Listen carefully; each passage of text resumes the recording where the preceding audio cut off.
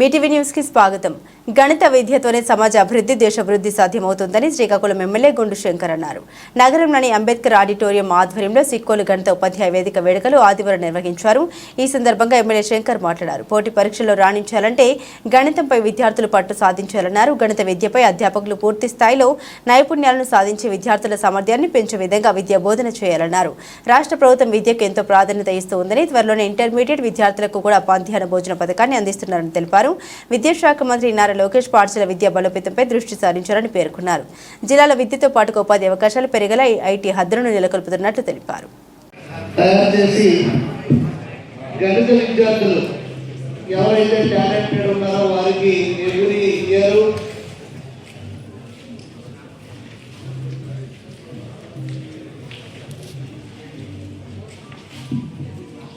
ఈ అవార్డ్స్ ఇవ్వడం చాలా సంతోషం.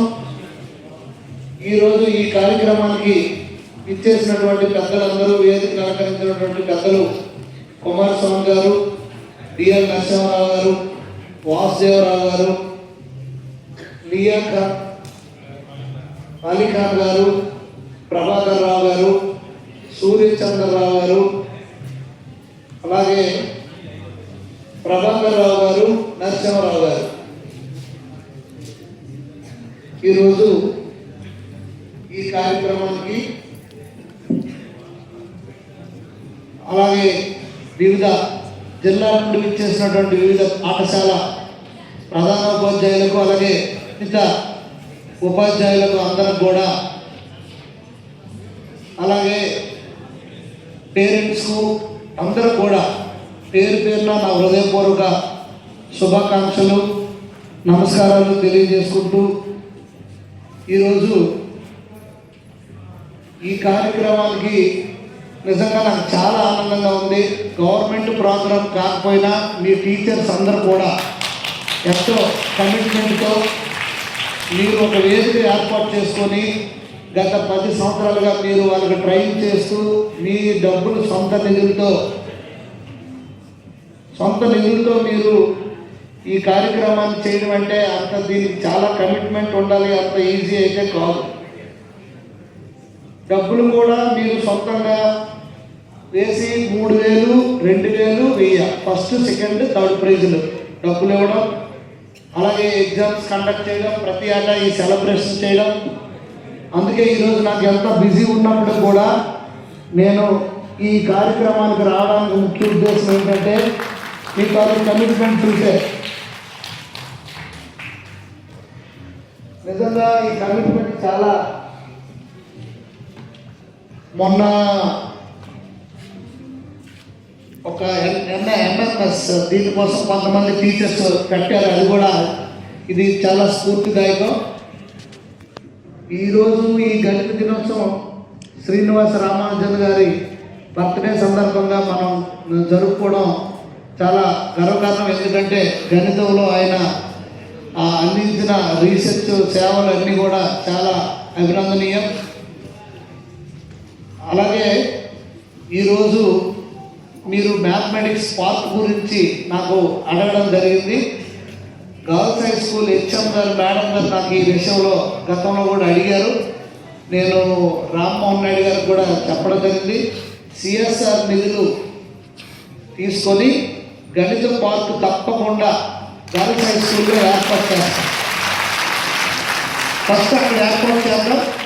తర్వాత దాన్ని మళ్ళీ గౌరవ కేంద్ర మంత్రి రామ్మోహన్ నాయుడు గారితో నేను మాట్లాడి జిల్లాలో ఇంకా వివిధ ప్రాంతాల్లో అందరికి అందుబాటులో ఉండే విధంగా ఎలా చేయాలనే దానిపైన నేను దృష్టి పెడతాను. నాకు ఇప్పుడు ఒక సార్ అన్నారు, ఒక టీచర్ గారు, లాస్ట్ వరకు ఉంటే మా గురించి మీకు పూర్తిగా అర్థమయ్యేది, నేను మా ఇదేంటని. నాకు మొట్టమొదట మీరు మాట్లాడిన ఫస్ట్ 2 minutesలోనే అర్థమైపోయింది. మీ యొక్క కమిట్మెంటు, మీ ఉద్దేశం, మీ ఇది ఏంటనేది నాకు అప్పుడే అర్థమైంది. చాలా చాలా నాకు ఆనందంగా ఉంది. నేను అందుకే వచ్చాను కూడా. ఈరోజు మీరందరూ మీ సొంత డబ్బులు వేసుకొని ఇంత మీకు ఉన్న, మీరు సబ్జెక్ట్ టీచర్స్గా మీకు దానిపైన ఉండే మక్కువ, అభిమానం, అలాగే పిల్లలకి దాంట్లో ఇంకా వెలుగు తీయాలి, తెలివైన విద్యార్థుల్ని టాలెంటెడ్ని మనం టాలెంట్ టెస్టులు పెట్టి వెలికి తీయాలి, వాళ్ళని ప్రోత్సహించాలనే సంకల్పం చాలా మంచిది. మ్యాథ్స్ అనేది మనకి